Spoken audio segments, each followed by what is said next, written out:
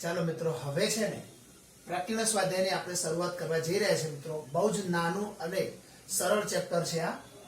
દેખો, અહીંયા એવું કીધું છે કે એક સંબંધ f A fx equal to x² ત્યારે લેવાના જ્યારે શરત 0 થી 3 ની વચ્ચે x આપ્યો હોય, અને એ જ ફંક્શન 3x ત્યારે લેવાનું જ્યારે એમાં આપેલું x 3 અને 10 ની વચ્ચે હોય. તો આવી રીતે વ્યાખ્યાયિત છે. અને એ જ રીતે સંબંધ g A g of x equal to x² ત્યારે લેવાના જ્યારે x ની વેલ્યુ 0 અને 2 ની વચ્ચે હોય, 3x ત્યારે લેવાના જ્યારે 2 અને 10 ની વચ્ચે હોય. આવી રીતે વ્યાખ્યાયિત છે. તો સાબિત કરો કે f એ વિધેય છે અને g વિધેય નથી. હવે પહેલા તો જોઈ લે કે વિધેય છે કે નહીં કેવી રીતે નક્કી થાય છે. તો આપણે આગળના દાખલામાં વેન આકૃતિ દ્વારા આવું સમજેલા છીએ. તો અહીંયા આપેલો કોઈ બી ઘટક એનું પ્રતિબિંબ એક અને માત્ર એક જ હોવું જોઈએ. માની લો કે કોઈ એક છે ને એ એકની સાથે જોડાયેલો હોવો જોઈએ. એવી રીતે આ પણ આની સાથે જોડાયેલો છે. આને તમારે ગમે તેની સાથે જોડે એનો બી કોઈ મતલબ નથી. અહીં સુધી કોઈ પ્રોબ્લેમ નથી કે માની લો કે આ સ્ટારને એક જ પ્રતિબિંબ આ સ્ટાર છે, આને તો એક જ પ્રતિબિંબ છે ને. એવી રીતે આને પણ એક છે અને આને પણ એક છે. પરંતુ જો સપોઝ આવું થઈ જાય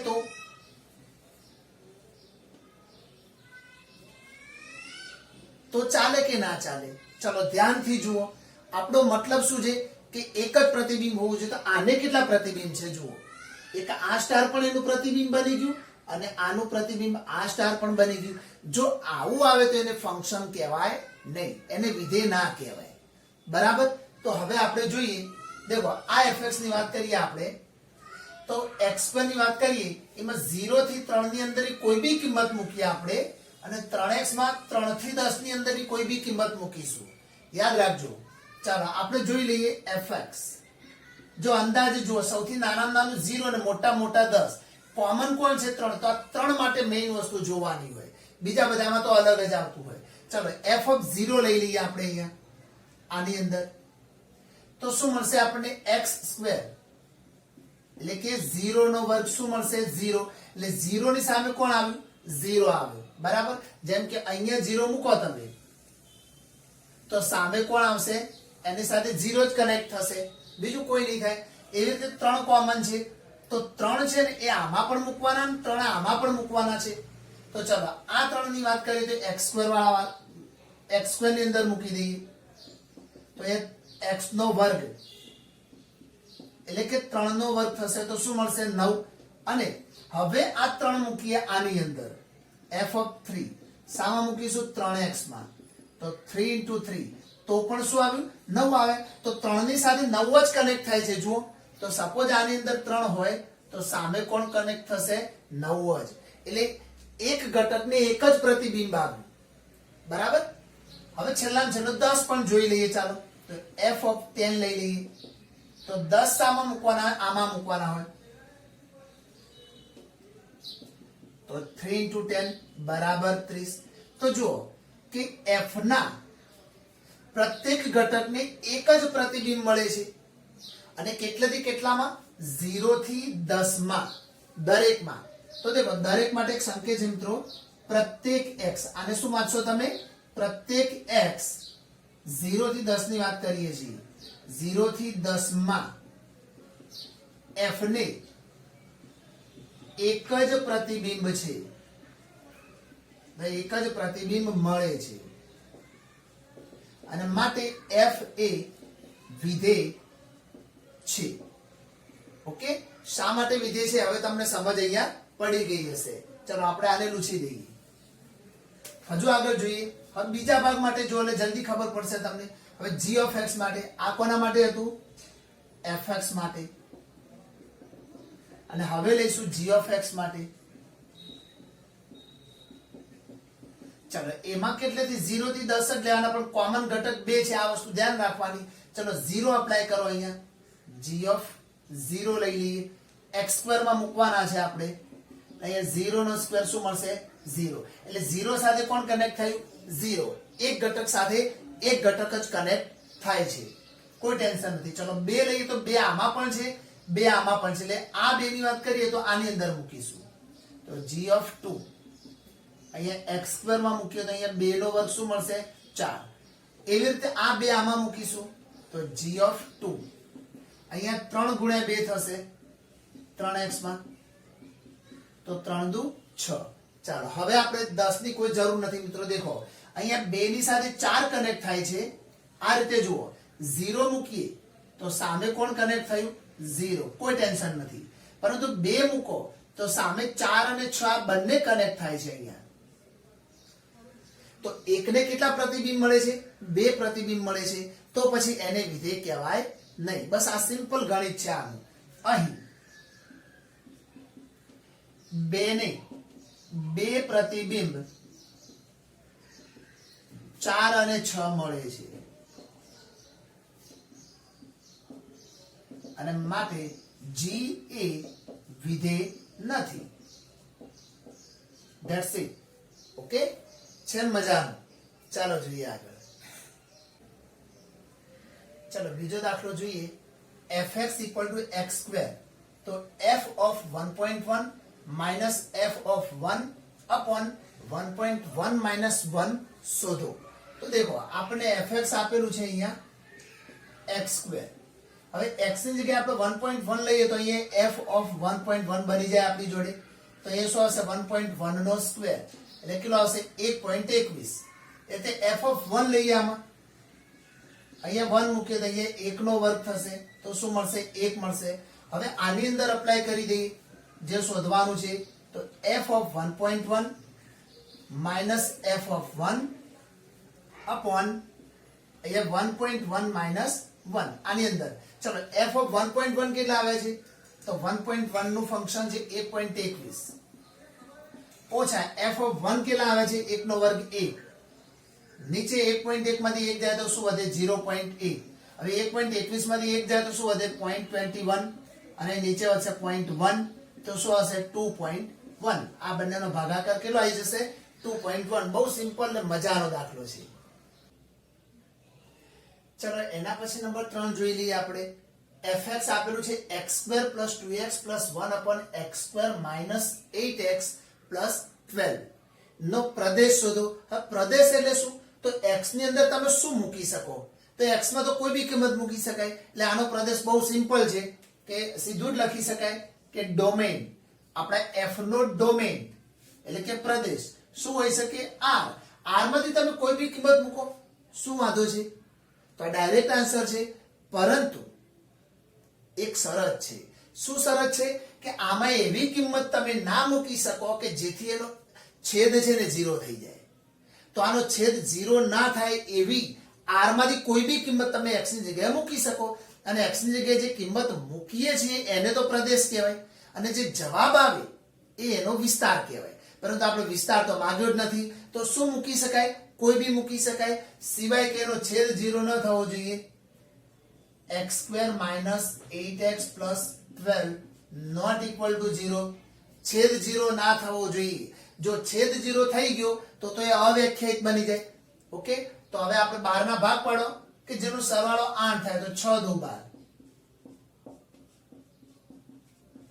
not equal to 0 તો x - 6 not equal to 0 or x - 2 not equal to 0 તો તમે x not equal to 6 એટલે x 6 ના લઈ શકો અને એવી રીતે x 2 પણ ના લઈ શકો તો 6 અને 2 સિવાય r માંથી તમે કંઈ બી લઈ શકો તો બી તમને એનો પ્રદેશ મળતો જતો હોય છે એટલે આખે આખો r મળશે પ્રદેશમાં ખાલી કોણ નહીં મળે 2 અને 6 આ બંને ન લઈ શકાય બરાબર કારણ કે છેદ 0 થવો જોઈએ નહીં તો લખી શકાય કે પ્રદેશ શું છે તો આ પ્રદેશ મળી ગયો પ્રદેશ r જ મળશે પણ 2 અને 6 સિવાયનો r હશે ઓકે ચલો નંબર 4 માં શું કીધું છે fx = √x - 1 થી વ્યાખ્યાયિત વાસ્તવિક વિધેય f નો પ્રદેશ અને વિસ્તાર શોધવાનો છે ચલો પહેલા તો x મેળવીએ એને પ્રદેશ કહેવાય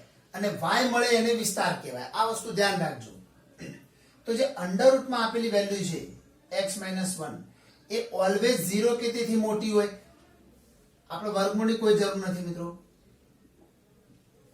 x - 1 0 કે તેથી મોટા હોય તો જ એનું વર્ગમૂળ નીકળે ને, એ સિવાય તો વર્ગમૂળ જ નથી નીકળવાનું. તો x - 1 0 કે તેથી મોટા હોય, આ -1 પેલી બાજુ લઈ જાઓ તો x શું મળશે? 1 કે તેથી મોટા. તો આપણો x શું મળે? 1 કે તેથી મોટો. એ તો આપણો પ્રદેશ છે, તો પ્રદેશ મળશે 1 કે તેથી મોટો. દેખો મેં શું કર્યું, એક લેવાનો છે એટલે સમૃદ્ધ અંતરાલમાં રાખ્યો અને ત્યાંથી મોટી સંખ્યા એટલે અનંત સુધી પ્લસ બાજુ જવાનું. બરાબર? તો આને લખી શકાય કે સમૃદ્ધ અંતરાલમાં 1 થી વિવૃત અંતરાલ એટલા માટે કે અનંત ઓલવેજ વિવૃતમાં જ હોય, કારણ કે એનો છેડો પૂરો ન થાય, એ અનંત સુધી છે એટલે પોઝિટિવ તરફ આપણે અનંત સુધી જઈશું. તો આપણે પ્રદેશ મળી ગયો. હવે આપણે જોઈ શકીએ કે જે fx આપેલું છે √x - 1 એ પણ 0 કે તેથી મોટું જ હોય. એ કેવું હોય? 0 થી તો મોટું જ હોય. ચલો 0 કે તેથી પણ મોટું જ હોય, કારણ કે વર્ગમૂળ નીકળે છે. તો વર્ગમૂળ ત્યારે જ નીકળે જ્યારે વેલ્યુ ધન હોઈ શકે. હવે દેખો fx ને આપણે y કહીએ છીએ, તો અંડર શું છે? x - 1. બંને બાજુ સ્ક્વેર આપી દો તો y² = x - 1. -1 આમ લાવી દો એટલે શું થશે? y² + 1 થશે. કોના માટે? x માટે. y² + 1 થઈ જશે. હવે x કેવો છે? x 1 કરતા મોટો છે. સમજો આ વસ્તુ બહુ ધ્યાનથી સમજવાની છે કે x કેવો છે? 1 કરતા મોટો છે. તો x 1 કે તેથી મોટો છે. પણ x એટલે કોણ? y² + 1 આવી ગયા. તો x ની જગ્યાએ મૂકી દે y² + 1. y² + 1 એ બી કેવા થશે? 1 કે તેથી મોટા થશે. ખબર ના પડે તો વિડિયો ફરી જુઓ મિત્રો. દેખો ફરીથી એકવાર સમજાવું છું. fx એટલે y અહીંયા આપેલી છે આ વેલ્યુ, બંને બાજુ સ્ક્વેર કર્યા, પછી એમાંથી આપણે x ને કરતા બનાવ્યો. હવે x કેવો છે? 1 કે તેથી મોટો, એ આપણે જાણીએ છીએ. પણ x એટલે કોણ છે? x એટલે y² + 1 છે. તો x ની જગ્યાએ મૂકી દીધા y² + 1 greater than or equal to 1. હવે આ 1 ને પેલી બાજુ લઈ જાઓ એટલે માઈનસ થઈ જશે. તો y² કેવા મળશે? 0 કે તેથી મોટા. આપણે y² નહીં, આપણે શું જોઈએ છે? y. તો બંને બાજુ વર્ગમૂળ શોધી દો તો y કેવા મળશે? 0 કે તેથી મોટા. y ની વેલ્યુ 0 કે તેથી મોટા. તો આને આપણે પ્રદેશ કહીશું, સોરી વિસ્તાર કહીશું. જે y નો જવાબ આવે એને શું કહીશું આપણે? વિસ્તાર. બીજી રીતે લખો તો ફંક્શનની રેન્જ શું મળશે? 0 કે તેથી મોટા એટલે 0 લેવાના છે તો ક્લોઝ ઇન્ટરવલ અને ત્યાંથી પોઝિટિવ તરફ. બરાબર? ઉપર માઈનસ નિશાન ના કરો એટલે એ પોઝિટિવ જ કહેવાય. પ્લસ ની કોઈ જરૂર નથી, કરવું ના કરવું. બરાબર? બંને સેમ છે. અહીં 0 થી અનંત, આ 1 થી અનંત. ચલો નંબર 5 જોઈએ. આ નંબર 5 માં શું કીધું છે કે fx = mod of x - 1. તો x ની તમે કઈ કિંમત મૂકી શકો એને પ્રદેશ કહેવાય. ફરીથી જુઓ અહીંયા fx = mod of x - 1. તમે પ્રત્યેક x belongs to R માંથી આની અંદર તમે કિંમત મૂકી શકો. R માંથી કોઈ બી કિંમત મૂકો, પદ અવ્યાખ્યાયિત તો નહીં જ બને. જેમ આના આગળના દાખલામાં તમે જોયું હતું કે છેદ 0 ના થવો જોઈએ, નહીં તો એ અવ્યાખ્યાયિત બની જતું હતું. અહીંયા એવું કોઈ પ્રશ્ન જ નથી. તો લખી શકાય પ્રત્યેક x belongs to R માટે fx વ્યાખ્યાયિત છે. કોઈ બી કિંમત મૂકો, વિધેય તો વ્યાખ્યાયિત જ છે. 0 મૂકો તો -1. -1 નું માનાંક શું મળશે? 1 મળી જશે. અહીંયા 1 મૂકો તો 1 - 1 0. 0 નું માન 0. કિંમત તો મળે છે, અવ્યાખ્યાયિત તો થતું જ નથી ને. તો અહીં લખી શકાય માટે પ્રદેશ શું મળશે? અહીંયા કોઈ બી R માંથી ગમે તે લઈ શકો તમે. બરાબર? એનો પ્રદેશ થઈ જશે. હવે સવાલ છે વિસ્તારનો. તો દેખો y નું મૂલ્ય મળવું જોઈએ. y એટલે fx. તો y બરાબર mod of x - 1 છે. તો ઓબ્વિયસલી તમે જાણો છો કે x - 1 એ ઓલવેઝ 0 કે તેથી મોટા જ હોય. ક્યાં સુધી હોય? અનંત સુધી હોય. ક્યાં સુધી હોય? અનંત સુધી. તો એનો મતલબ શું કે x - 1 નું જે માન આપ્યું છે એ ઓલવેઝ ધન સંખ્યા હોય અને એ તો y છે, fx છે એટલે કે y છે. તો y નું મૂલ્ય જે બી હશે કેવું હશે? ધન જ હશે. તો એ શું થઈ ગયો? આપણો વિસ્તાર. તો અહીંયા લખી શકાય, લખવું હોય તો 0 <= fx લખો અથવા તો y લખો, તમને જે ગમે. અહીં fx પણ લખી શકાય. તો y નું મૂલ્ય 0 કે તેથી મોટું, પણ ક્યાં સુધી? અનંત સુધી. તો આને શું કહીશું આપણે? એનો વિસ્તાર, રેન્જ કહીશું આને. તો શું મળશે અહીંયા? ક્લોઝ ઇન્ટરવલમાં 0 થી ઓપન ઇન્ટરવલમાં ઇન્ફિનિટી સુધી જવાનું. બરાબર. તો શું મળી ગયું? એ એનો વિસ્તાર મળી ગયો. તો આ રીતે આપણે પ્રદેશ અને વિસ્તાર લખીશું. એક વસ્તુ ખાસ ધ્યાનમાં શું રાખવાની છે કે પ્રદેશ એટલે x નું મૂલ્ય અને વિસ્તાર એટલે y નું મૂલ્ય. બસ એમના માટે શું ડિફાઇન થાય છે આની અંદર, એ વસ્તુ બહુ જ ઇમ્પોર્ટન્ટ છે. એ તમને સમજ પડી જાય તો તમે પ્રદેશ અને વિસ્તાર ઇઝીલી શોધી શકશો. ચલો નંબર 6 પણ એવો દાખલો છે જે અત્યાર સુધી આપણે શીખ્યા છીએ. શું છે જુઓ, જો f આપેલો હોય કૌંસમાં x, x² upon 1 plus x², આ ટાઈપનું ફંક્શન આપેલું હોય, x belongs to r, A r થી r નું વિધેય હોય, r થી r નું એટલે f r tends to r, આવી રીતે આપણે એને લખી શકીએ. તો f નો વિસ્તાર શોધો, વિસ્તાર એટલે y શોધો. ઓકે, તો આમાં આ x વાળો ભાગ છે અને આ y વાળો ભાગ છે, તો આ આપણો y જ છે. તો y બરાબર x² upon 1 plus x² આપણે લખી શકીએ છીએ. ચલો આ છેદ આને ગુણાઈ ગયો, અહીંયા અંદર ગુણી નાખો તો y ગુણ્યા 1 એટલે y, અને y ગુણ્યા x² આવશે. x² ને આમ લઈ દો એટલે માઈનસ થશે. બંનેમાંથી x² કોમન લઈ લો તો વધે શું? y - 1 વધે અહીંયા. બરાબર. પ્લસ y તો છે, અહીંયા 0 છે. હવે દેખો આ x² વાળું પદ છે, x વાળું પદ છે જ નહીં, અને આને અચળ વાળું પદ ગણીએ આપણે. તો આ જે અહીંયા આપણને જે બહુપદી મળી એને ax² + by + c બરાબર 0, આની સાથે આપણે સરખાવી લઈએ. ચાલો તો આની સાથે સરખાવી, ax² + bx + c સાથે સરખાવીશું.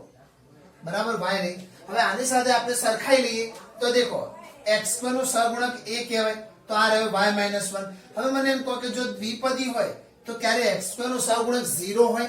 ના હોય. નહીં તો પછી શું બની જાય? સુરેખ સમીકરણ થઈ જાય.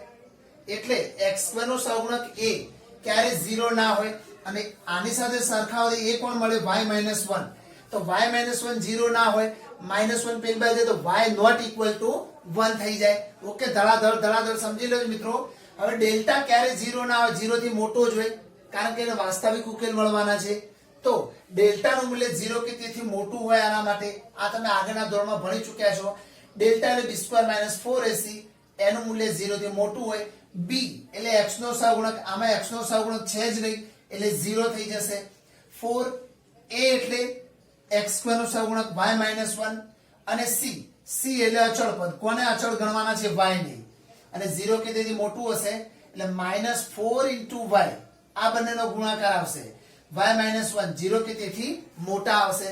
હવે બંને બાજુ -4 વડે ભાગી નાખીએ તો શું થઈ જશે? અસમતા બદલાઈ જાય. માઈનસ વડે ભાગવામાં આવે ને, જ્યારે કોઈ માઈનસ સંખ્યા વડે ભાગવામાં આવે તો અસમતા બદલાય. ઓકે, યાદ રાખજો. તો -4 વડે ભાગે એટલે y - 1 ગ્રેટર નું લેસ અને 0 નું 0. હવે આનો મતલબ y ≤ 0 અને y - 1 ≤ 0 થાય. આ બંને -1 પેલી બાજુ એટલે +1. તો y માટે 0 અને y માટે 1, આ બંનેને સંખ્યા રેખા ઉપર આપણે મૂકી દઈશું. હવે આપણું મૂલ્ય કેવું હોવું જોઈએ? તો અહીંયા દેખો બંનેનો ગુણાકાર 0 કે તેથી નાનો હોય આપણો જવાબ આવે. તો ચાલો મૂકીએ. આપણે બે વસ્તુ મેળવી, y બરાબર 0 અને y બરાબર 1 ને બંનેને અહીંયા આપણે સંખ્યા રેખા ઉપર લઈ લીધા છે. તો અંતરાલ કેટલા બને? 1, 2 અને 3. ચલો આ અંતરાલમાંથી કોઈ બી એક કિંમત લઈ લો. ધારો કે 2 લઈએ, સમજવા પૂરતું છે. 2 લો, 3, 4, 5, 6 કોઈ બી લઈ શકો. 2 મૂકો આની અંદર, તો અહીંયા 2 મૂકો તો 2 થાય, અને 2 માંથી 1 જાય તો 1, એટલે 2 × 2. 2 કેવા છે? 0 થી મોટા, એટલે કે ધન વેલ્યુ છે. તો આપણે આ એરિયાને પ્લસ બતાવીશું. એક પ્લસ આવે તો ઓબ્વિયસલી બીજો માઈનસ આવે, ત્રીજો પ્લસ આવે, પછી માઈનસ પ્લસ માઈનસ પ્લસ, આવી રીતે ચાલતું જાય. બરાબર. હવે આપણે y અને y - 1 નો ગુણાકાર 0 કરતા નાનો લેવાનો છે. એનો મતલબ નેગેટિવ એરિયા લેવાનો છે. નેગેટિવ એરિયા કેટલેથી છે? 0 થી માંડીને 1 સુધીનો એરિયા. તો આપણે લખીશું કે આપણા y નું મૂલ્ય 0 થી 1 ની વચ્ચે આવે તો y belongs to 0 થી 1 આવશે. પરંતુ 0 એ લેવાનો છે ને 1 પણ લેવાનો છે આના મીનિંગ ઉપરથી. પરંતુ આગળ આપણે જોઈ ચૂક્યા છે કે y ≠ 1. તો y 1 નથી લેવાનો, એટલે ત્યાં આપણે ઓપન ઇન્ટરવલ રાખ્યું છે, અને 0 લેવાના છે એટલે એને ક્લોઝ ઇન્ટરવલમાં બતાવ્યા છે. તો y નું મૂલ્ય મળ્યું, એ આપણો વિસ્તાર થઈ ગયો. ક્લોઝમાં 0 થી ઓપનમાં 1 સુધી. ઓકે, તો આ રીતે તમારે થોડીક પ્રેક્ટિસ કરતા રહેજો મિત્રો. હવે બધા દાખલામાં આ જ કામ કરવાનું છે, y નું મૂલ્ય કેવી રીતે મેળવવાનું. બરાબર, ચાલો જોઈએ નેક્સ્ટ. ચાલો મિત્રો, હવે જોઈએ દાખલા નંબર 7. અહીંયા શું કીધું છે કે ફંક્શન f અને ફંક્શન g બંને છે ને r થી r પર વ્યાખ્યાયિત છે. હવે fx આપેલા છે x+1, gx આપેલા છે 2x - 3.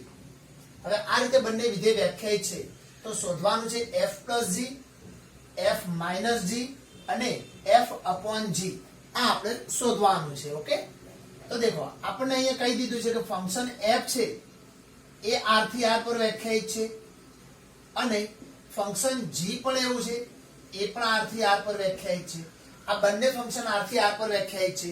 હવે f + g ની વાત કરીએ તો એ પણ r થી r ઉપર જ વ્યાખ્યાયિત હોય. એ રીતે f - g ની વાત કરીએ તો એ પણ r થી r પર વ્યાખ્યાયિત થાય અને f/g એ પણ વિધેય r થી r પર વ્યાખ્યાયિત થશે.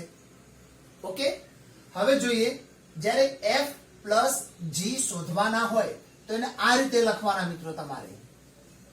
તો f + g of x એટલા માટે કે આપણા બંને ફંક્શન x માં વ્યાખ્યાયિત છે એટલા માટે. ઓકે, હવે આવું બને તો આનો મતલબ થાય f of x + g of x. હવે f of x કેટલા છે આપણી જોડે? તો x+1 આપેલા છે, જુઓ અહીંયા, તો અહીંયા મૂકી દઈશું x+1. અને g of x કેટલા આપેલા છે આપણને? એ આપે છે 2x - 3.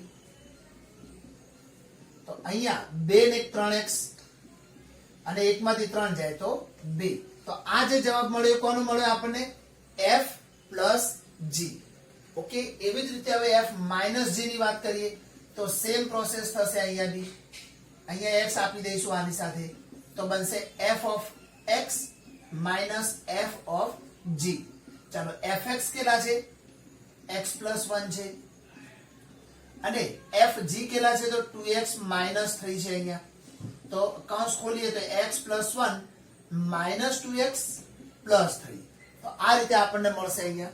હવે જોઈ શકાય એમ છે, x માંથી 2x જાય તો -x અને 3 ને 4, તો 4 આગળ રાખીને x પાછળ રાખીએ, અથવા -x + 4, તમારે જેમ રાખવું એમ તમે ત્યાં રાખી શકશો. હવે વાત કરીએ આપણે f/g. દેખો આ ફંક્શનની એક શરત હોય મિત્રો કે જ્યારે g ફંક્શન નીચે છેદમાં હોય અને g ની વેલ્યુ 0 થઈ જાય તો શું થાય? તો f/g અવ્યાખ્યાયિત બની જાય. તો આપણને છેદમાં જે g છે ને 0 ના થવો જોઈએ. આ વસ્તુ ધ્યાન રાખો. તો જે g નું મૂલ્ય છે g of x એ કેટલું છે? 2x - 3. આ નોટ ઇક્વલ ટુ 0 થવું જોઈએ, કારણ કે એને આપણે છેદમાં લખવાના છીએ. ઓકે, તો આમાંથી x નું મૂલ્ય મેળવો તો શું મળે આપણને? અહીંયા 3. અહીંયા નોટ ઇક્વલ ટુ છે અને એના કારણે x કેટલા મળશે આપણને? 3/2.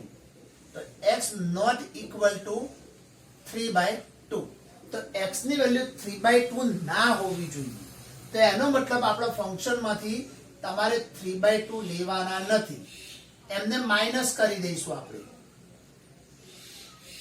આવું કેમ લીધું? r - 3/2. હવે સમજ પડી ગઈ હશે. નહીં તો શું થઈ જાય? છેદ 0 થઈ જાય અને છેદ 0 થઈ જાય તો શું બની જાય? અવ્યાખ્યાયિત બની જાય.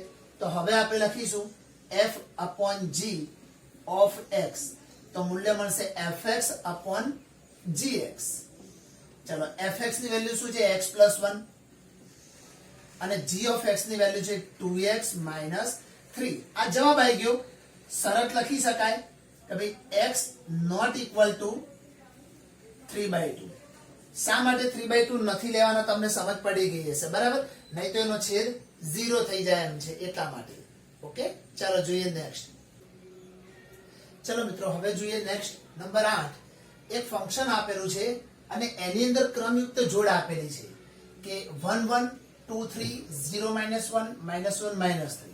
એ z થી z પર તથા fx = ax + b થાય એવી રીતે એક વ્યાખ્યાયિત વિધેય હોય તો a અને b બંને શોધવાના છે. દેખો ફંક્શન આટલું જ છે અને એની અંદર જે fx છે ને એ એમાં તમે fx ની વેલ્યુ 1 મૂકો ને તો જવાબ સામે 1 જ આવે. ચેક કરો તો કરી લેવાનું, હાલ નહીં ખબર પડે, પરંતુ જ્યારે a અને b ની કિંમતો મળી જશે ને ત્યારે તમે જોજો. બરાબર.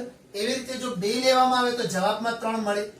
તમે 0 મૂકો x ની જગ્યાએ તો જવાબમાં -1 મળે, અને -1 મૂકો તો જવાબમાં -3 મળે. આ રીતે મળતું હોય. હવે સૌથી મજાની વાત શું છે? સૌથી મજાની વાત આ પોઈન્ટ છે કે અહીંયા તમે 0 મૂકી શકો છો x ની જગ્યાએ. તો ધારો કે તમે f(0) લઈ લો આની અંદર, તો જવાબમાં શું મળે આપણને? -1 મળે. જરૂરી નથી કે 0 ના આપે તો શું કરવું, ગમે તે ચાલે. આ લેશો ને, આ બંને લો ને તો 2 પરિણામ મળે, અને બંને પરિણામનો લોપ કરો તો a અને b મળી જાય. પણ મજાની વાત આટલી જ આવી કે 0 મળી ગયો એટલે લોપમાંથી આપણે મુક્તિ મેળવી લીધી. ઓકે, તો ચાલો અહીંયા આપણે f(0) લઈશું તો સામે જવાબમાં આપણને -1 મળશે. તો ફંક્શન ની અંદર x ની જગ્યાએ 0 અપ્લાય કરીએ તો a * 0 + b. હવે f(0) ની વેલ્યુ શું લેવા નક્કી કરી છે? -1. તો અહીંયા -1 ઇક્વલ ટુ આમનો ગુણાકાર 0 એટલે વધ્યું કોણ? b. તો b નું મૂલ્ય કેટલું મળી ગયું આપણને? -1. હવે કોઈ બી લઈ શકો તમે, કોઈ બી. આપણે પહેલું જ લઈ લઈએ છીએ કે સપોઝ આ પહેલો 1 મૂકવામાં આવે x ની જગ્યાએ તો સામે જવાબમાં શું મળશે આપણને? 1 મળશે. જો 2 મૂકશો તો જવાબમાં શું મળશે આપણને? 3 મળશે. અને એવી રીતે -1 મૂકશો તો જવાબમાં -3. હવે આપણે x ની જગ્યાએ 1 અપ્લાય કરીએ અંદર. ચલો અહીંયા આપણે લઈશું f(1) બરાબર a * 1 + b. હવે f(1) નું મૂલ્ય કેટલું છે? તો f(1) નું મૂલ્ય 1 છે. અહીંયા 1 આવશે, અહીંયા a + b આવશે. હવે b નું મૂલ્ય -1 મળી ગયું છે આપણને, તો અહીંયા આપણે -1 મૂકી દઈશું. -1 આ બાજુ એટલે શું થઈ જાય? પ્લસ થઈ જાય. તો a બરાબર કેટલા મળે? 2 મળે. તો દેખો a બરાબર 2 અને b બરાબર -1. હવે મેં તમને કીધું તેમ તમે ચેક કરો કરી શકો. a અને b ની બંનેની કિંમત તમે આની અંદર મૂકી દો, અને પછી તમે આ 1 મૂકશો તો જવાબમાં 1 જ આવશે. 2 મૂકશો તો જવાબમાં 3 આવશે.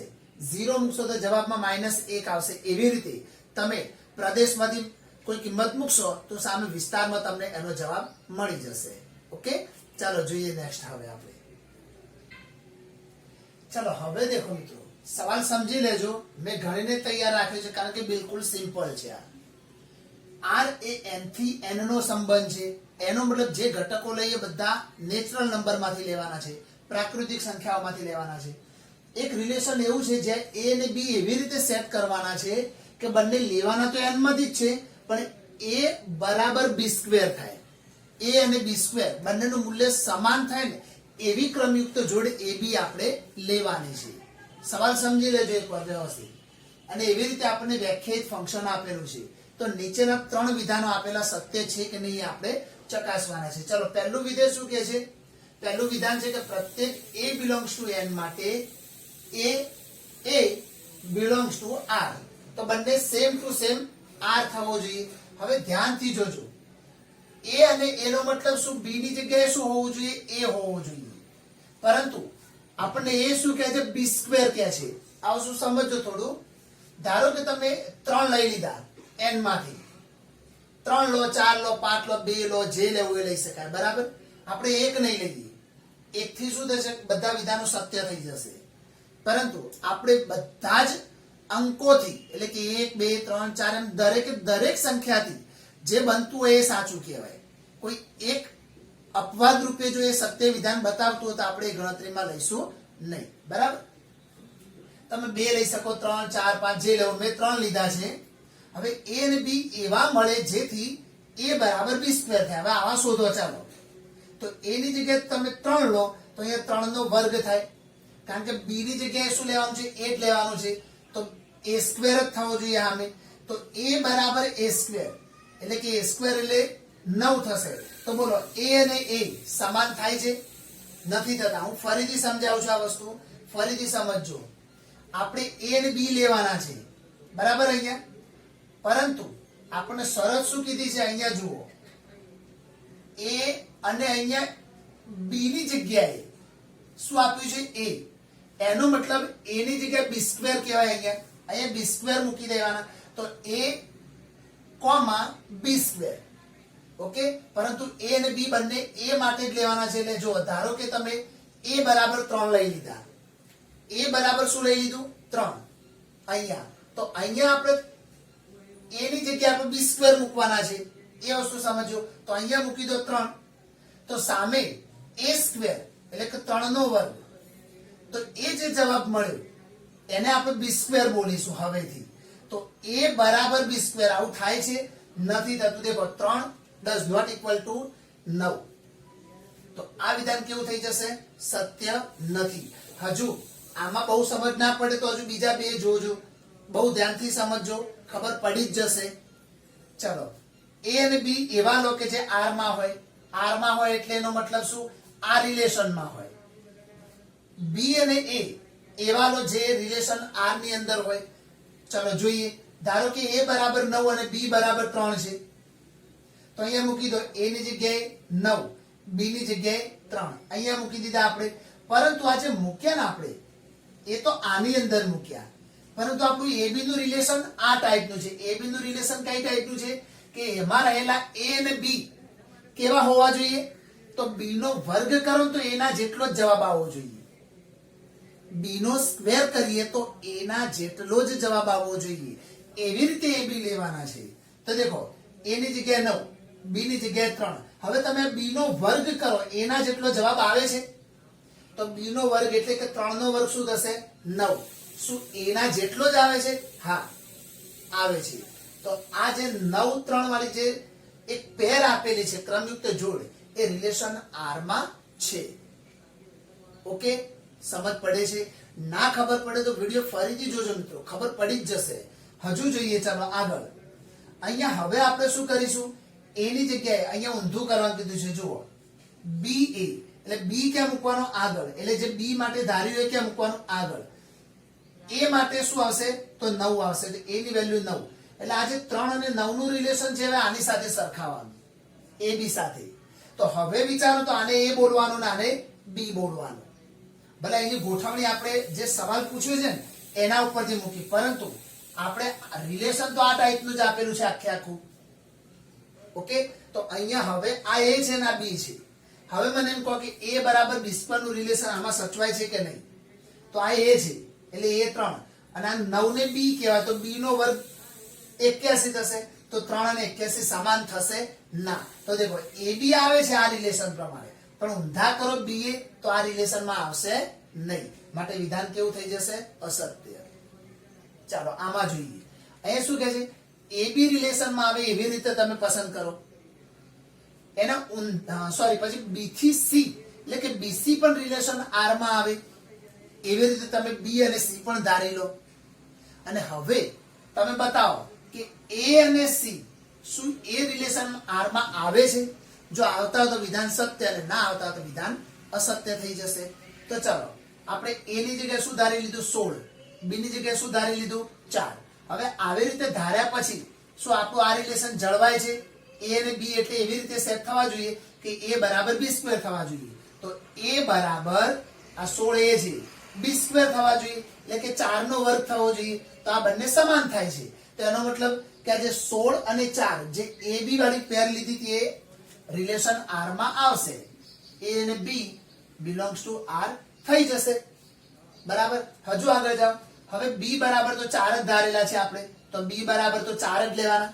સી માટે એવી એક કિંમત ધારો કે જેથી આ રિલેશન પ્રમાણે આપણું ફંક્શન વેલિડ બને. તો આપણે સી માટે 2 લઈ લીધા. હવે તમે જુઓ કે પહેલો ઘટક શું લેવાનો છે? બી. તો બી ની જગ્યાએ 4. પછી બીજો ઘટક સી, તો સી ની જગ્યાએ શું મૂકવાનું? 2. તો 4 2 મૂકે એટલે હવે તમારે આને એ ગણવાનું અને આ બગડાને શું ગણવાનું? બી ગણવાનું. તો શું આ રિલેશન જળવાય છે કે પહેલી સંખ્યા એ બીજાનો વર્ગ બને છે? જુઓ તો 4 છે એ 2 નો વર્ગ બને છે? બિલકુલ બને છે. જુઓ બને છે. તો એનો મતલબ કે અહીંયા શું બન્યું? બી અને સી એ પણ બિલોંગ્સ ટુ આર થઈ ગયા. હવે તો શું ચેક કરવાનું છે કે એ અને સી એ પણ આર માં છે? આર માં હોય તો વિધાન સત્ય, આર માં ના હોય તો વિધાન અસત્ય બનશે. તો ચલો અહીંયા લઈએ એ સી. તો એ માટે શું ધાર્યું હતું? 16. તો એની જગ્યાએ 16. સી માટે શું ધાર્યું હતું? 2. ચલો હવે તમે જો કે બીજી સંખ્યાનો વર્ગ પહેલાના જેટલો થાય છે, કારણ કે રિલેશન એ રીતે ચેક કરવાનું છે. તો 2 નો વર્ગ 4 થશે, જે આના જેટલો નહીં થાય. બરાબર. તો જરૂર નથી કે AB R માં હોય પછી BC R માં હોય તો AC પણ R માં હોય જ, એવું જરૂરી નથી. એટલે આ વિધાન કેવું થઈ ગયું? અસત્ય. આ વિધાન પણ સત્ય નથી. એટલે દરેક વખતે જે લખો તમે આની સાથે મેચ કરો ત્યારે જે બીજો ઘટક છે ને એનો વર્ગ પહેલા જેટલો થાય છે કે નહીં એ ચેક કરવાનું. કારણ કે અહીંયા રિલેશન એવું છે, બીજાનો વર્ગ કરો ને B નો તો એ પહેલા જેટલો થાય છે. બરાબર. તો એ રીતે તમે આને હજુ વિડીયોને ફરીથી જોજો મિત્રો, હવે તો લગભગ તમને ખબર પડી જશે આમાં. ઓકે, ચાલો હવે જોઈએ નંબર 10 શું કહે છે.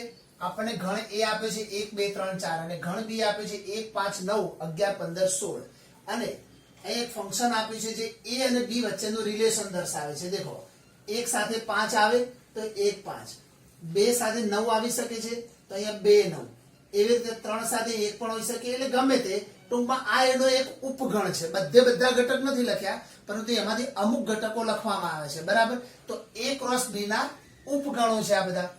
તો શું નીચેના વિધાનો સત્ય છે? તો દેખો, F એ A થી B નો સંબંધ છે. હવે F એ A થી B નો સંબંધ એટલે F A A cross B ની વાત કરવામાં આવે છે. તો એક ફંક્શન એવું જે A ક્રોસ B દર્શાવે છે. તો દેખો, A ક્રોસ B કરો તમે તો શું આ બધા ઘટકો એની અંદર અવેલેબલ હશે કે નહીં હોય? તો હશે. તો લખીએ કે F A A cross B નો ઉપગણ છે અને માટે કહી શકાય કે F એ A થી B નો સંબંધ છે. ધારો કે ફાધર હોય, કોઈ પિતા હોય અને એમને 2 બાળકો હોય તો શું કહી શકાય કે એ 2 બાળકો એ પિતાના કુટુંબના સભ્યો કહેવાય. તો શું એના ઉપગણ કહેવાય. એમને બંને બાળકો એ પિતાના શું કહેવાય? ઉપગણ કહેવાય. તો શું એ બંને બાળકો ઉપગણ હોવાને નાતે પિતા સાથે સંબંધ ધરાવે છે કે નથી ધરાવતા? તો આપણે કહીશું કે હા, ધરાવે છે. તો અહીંયા એવું છે કે A ક્રોસ B નો આ ઉપગણ છે, તો ઓબ્વિયસલી A થી B નો એક સંબંધ છે એની અંદર. બરાબર. હવે બીજો સવાલ શું કહે છે અહીંયા નંબર 2 માં જોઈએ આપણે અહીંયા કે F એ A થી B પરનું વિધેય છે તો એના માટે ચેક કરવું પડે. 1 સાથે 5, હવે 1 સાથે બીજું કોઈ છે એમાં? ના. પછી 2 સાથે 9, તો 2 સાથે બીજું કોઈ છે? તો હા, આ રહ્યું 11. તો દેખો, અહીંયા શું આપ્યું છે? 2 9 અને અહીંયા આપેલું છે 2 11. તો અહીં 2 ને 2 પ્રતિબિંબ કયા કયા? 9 અને 11 છે. 9 અને 11 છે. આનો મતલબ આપણે વેન આકૃતિમાં આવું દોરતા હતા ને કે અહીંયા 2 હોય અને અહીંયા 9 અને 11 હોય. આ બંને સાથે 2 જોડાયેલા છે આ રીતે. તો એકને અનન્ય પ્રતિબિંબ હોવું જોઈએ. અહીંયા તો એકને 2 પ્રતિબિંબ છે, તો આને વિધેય કહેવાય નહીં. તો માટે F એ A થી B પરનું વિધેય નથી. ચલો, કેમ વિધેય નથી હવે તમે આ વસ્તુ પણ સમજી ગયા હશો. ચાલો જોઈએ આગળ. ચલો હવે જોઈએ નંબર 11. F એ Z ક્રોસ Z નો ઉપગણ છે. એટલે Z માં કઈ કિંમત આવે? ધન, ઋણ અને 0. હવે ફંક્શનમાં એક ઘટક એવો છે કે જ્યાં 2 સંખ્યાનો ગુણાકાર લો અને બીજો ઘટક એ જ બંને સંખ્યાનો સરવાળો હોય અને A અને B બંને Z માંથી લીધેલા હોય એવી રીતે વ્યાખ્યાયિત છે. તો શું F એ Z થી Z નું વિધેય છે? વિધેય હમણાં મેં તમને વેન આકૃતિથી શું બતાવ્યું કે પ્રદેશનો એક ઘટક સહપ્રદેશના અનન્ય ઘટક સાથે જોડાયેલો હોવો જોઈએ, તો જ એ વિધેય કહેવાય. તો તમારા જવાબની યથાર્થતા ચકાસો. તો ચલો આપણે આમાં રહેલા A અને B ને આશરે ધારી લઈએ. ધારો કે A બરાબર તમે લઈ લો 2 અને B બરાબર 3 લઈ લઈએ છીએ. ચાલો હવે આપણે ફંક્શન F ના ઘટકને અહીંયા ગોઠવીએ તો શું બનશે? અહીંયા A અને B નો ગુણાકાર શું થશે? A અને B નો ગુણાકાર 2 તરી 6 અને એ રીતે A વત્તા B કરો એટલે 2 વત્તા 3 કરો કેટલા મળશે? અહીંયા 5 મળશે આપણને. ઓકે, તો આપણને એક ઘટક આ ટાઈપનો મળ્યો. હવે આપણે ઉદાહરણ ચેન્જ કરીએ મિત્રો. ધારો કે A બરાબર તમે -2 લો છો અને B બરાબર -3 લઈ લો અને ફરીથી ફંક્શનની અંદર મૂકવાનો પ્રયત્ન કરો તો કઈ ક્રમયુક્ત જોડ મળશે? તો બંનેનો ગુણાકાર. -2 ગુણ્યા -3 એટલે 6 અને અહીંયા -2 વત્તા -3 એટલે -5. તો હવે તમે ધ્યાનથી જુઓ, બંનેના પ્રદેશનો ઘટક કોણ છે? 6. અને સહપ્રદેશમાં આ 6 કોની સાથે જોડાય છે? 5 સાથે. અને 6 -5 સાથે પણ જોડાય છે. એક જ શરતનો ઉપયોગ કરીને z ની જ કિંમતો અલગ અલગ લઈએ છીએ તો શું બને છે કે કોઈ એક ઘટક એના સહપ્રદેશના એક કરતા વધુ ઘટક સાથે જોડાય છે. અને આવા તો કેટલાય ઉદાહરણ મળશે. તો બોલો હવે શું કહી શકાય કે આ f એ z થી z પરનું વિધેય છે? નથી. ફંક્શન બનશે જ નહીં, આ પોસિબલ જ નથી. તો લખીશું કે અહીં f એ z થી z નું વિધેય નથી. અને આવા તો તમે કોઈ બી ઉદાહરણ તમે આપી શકો છો. હા, કેટલાક એવા પણ ઉદાહરણ હશે જેમાં z થી z પરનું વિધેય હશે બી ખરું, પરંતુ આપણે વિધાનનું સત્યાર્થ ચકાસવા માટે શું કરવું પડશે કે એવા બિંદુઓ શોધવા પડશે કે જ્યાં આ વિધાન અસત્ય સાબિત થઈ શકે. તમે 1000 સંખ્યાઓ લેશો ને એ બધામાં કદાચ વિધાન સત્ય બને, પણ 1001 માં પણ આ વિધાન અસત્ય થઈ જતું હોય તો તમારું વિધાન તો અસત્ય જ કહેવાય. એટલે વિધાન અસત્ય છે એના માટેના તમારે ઉદાહરણો શોધવાના. સત્ય છે તો આપણે શોધીને બતાવવાની જરૂર જ નથી. હા, અસત્ય છે એવું તમે ન સાબિત કરી શકો તો શું કહેવાય? તો આપોઆપ ખબર પડી જાય કે વિધાન સત્ય હશે, બરાબર. પરંતુ આપણે તો ઈઝીલી બતાવી દીધું કે આ વિધાન અસત્ય છે, મતલબ કે z થી z પરનું વિધેય નથી. કારણ કે એકને કેટલા પ્રતિબિંબ છે? 2. અને આવા તો કેટલીય સંખ્યાઓ મળશે જેમને 2 પ્રતિબિંબ હોઈ શકે છે. ઓકે, ચાલો જોઈએ આગળ. ચલો મિત્રો, હવે જોઈએ દાખલા નંબર 12. એ આપેલો છે 9, 10, 11, 12, 13. અને ફંક્શન શું આપેલું છે? તો ફંક્શન આપેલું છે a ટેન્ડ્સ ટુ n. હવે fn પણ આપણને આપી દીધા છે કે n નો મહત્તમ અવિભાજ્ય અવયવ. ઓકે, આટલું આપણને આપવામાં આવ્યું છે. હવે f નો વિસ્તાર શોધવાનો છે. વિસ્તાર શામાંથી મળે? આની અંદરથી વિસ્તાર મળે. અને જે વેલ્યુ મૂકવાની એ શામાંથી મૂકવાની? આમાંથી, એટલે કે પ્રદેશમાંથી. તો પ્રદેશ એ આપ્યો છે એટલે a ની બધી કિંમતો મૂકતા જઈશું અને શરત પ્રમાણે આપણને જે જવાબ મળે એ શું મળશે? આપણને વિસ્તાર મળશે. તો n ની જગ્યાએ 9 મૂકીએ તો f of 9. તો અહીંયા શું મળશે? 9 નો મહત્તમ અવિભાજ્ય અવયવ. ચલો 9 ના અવયવો શું પડે? 3 ગુણ્યા 3, પછી બીજો કયો પડે? 9 ગુણ્યા 1. આટલા એના અવયવ પડે. આમાં મહત્તમ અવયવ કયો છે? અને એ પણ અવિભાજ્ય, તો 3. અહીંયા આવશે 3. એવી રીતે લઈશું 10, તો f of 10. તો અહીંયા શું પડશે? 10 એકા 10 અને 5 દુ 10. ચલો, આ 10 તો વિભાજ્ય છે, આ વિશિષ્ટ છે. આ બંને અવિભાજ્ય છે પણ મહત્તમ એટલે 5. 11 ની વાત કરીએ તો f of 11. ચલો, આની અંદર જોઈએ તો 11 એકા 11, બીજો કોઈ અવયવ નથી, તો આમાં મોટો અવયવ કયો છે? 11. પછી 12 ની વાત કરીએ તો f of 12. તો અહીંયા આવશે 6 દુ 12, 4 તરી 12 અને 12 એકા 12. ચલો, વિભાજ્ય. હવે આ અવિભાજ્ય છે, આ વિભાજ્ય, અવિભાજ્ય, વિભાજ્ય, વિશિષ્ટ. તો વિભાજ્યમાં આ બે સંખ્યા પૈકી મોટું કોણ? 3. તો જવાબમાં આવશે 3. અને એવી રીતે 13 લઈએ તો f of 13. તો અહીંયા આવશે 13 એકા 13, એમાં 13 જ આવી જશે, બરાબર. તો આ જે જવાબ આવ્યો વિસ્તાર મળી ગયો આપણને. તો વિસ્તાર બરાબર 3, 5, 11, ફરીથી 3 તો લખાય નહીં એટલે વધ્યા હવે 13. તો આ મળી ગયો આપણને વિસ્તાર. ઓકે, દેખો મિત્રો, હવે છે ને આપણે આ ચેપ્ટરને અહીંયા પૂરું કરી દીધું. પ્રકીર્ણ સ્વાધ્યાય પણ પૂરું થઈ ગયું. બધા જ દાખલા આપણે લાઈન ટુ લાઈન ગણાવેલા છે.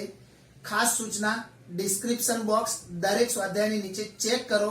ક્યાંક ના ક્યાંક તમારા માટે કંઈક ના કંઈક સારું સારું ત્યાં મળી રહેશે મિત્રો.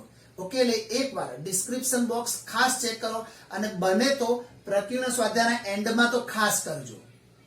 ઓકે, હવે આપણે નેક્સ્ટ ચેપ્ટર નેક્સ્ટ વિડીયોમાંથી સ્ટાર્ટ કરીશું.